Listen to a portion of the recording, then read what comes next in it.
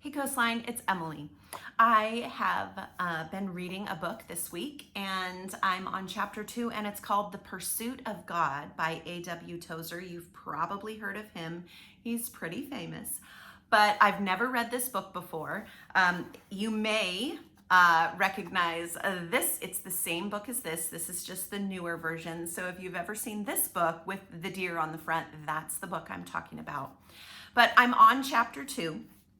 And it's called The Blessedness of Possessing Nothing. And it references the story about Abraham having been asked by God to sacrifice his son, and what a horrible, horrible thing that would have been for him. And it's basically just, the whole premise is that there is this place in our heart that was meant to be filled only by God, but we are filling it with things. We're filling it, whatever those things may be, we are filling it with things. And I wanted to read you this. It says, "Our woes began when God was forced out of his central shrine and things were allowed to enter. Within the human heart, things have taken over.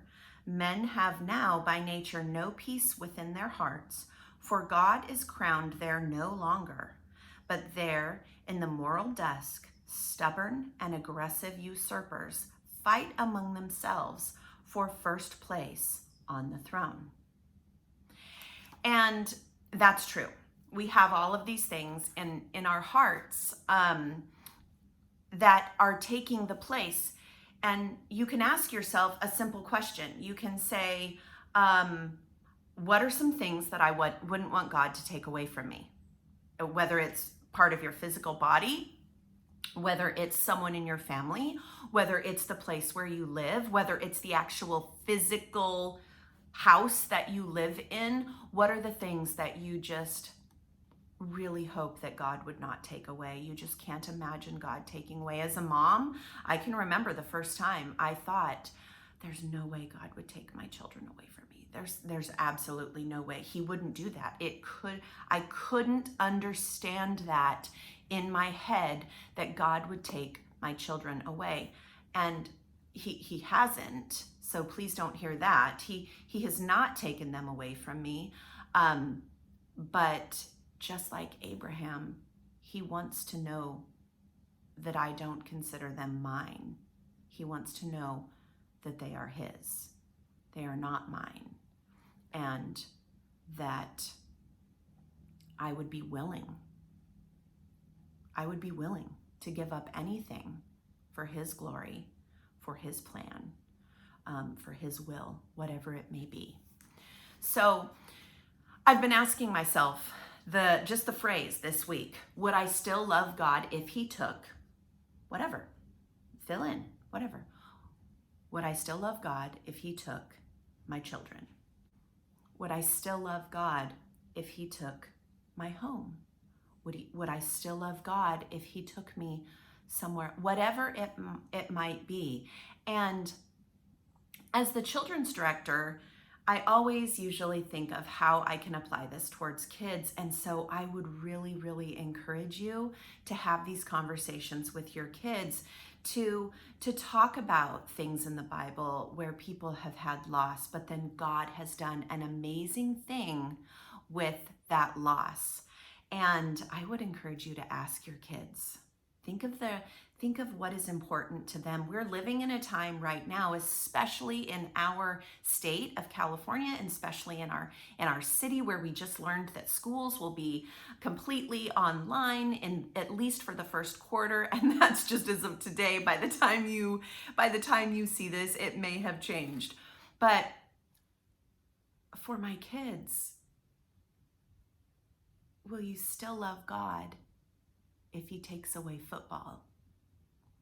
Will you still love God if he takes away cross country? Will you still love God if he takes away basketball?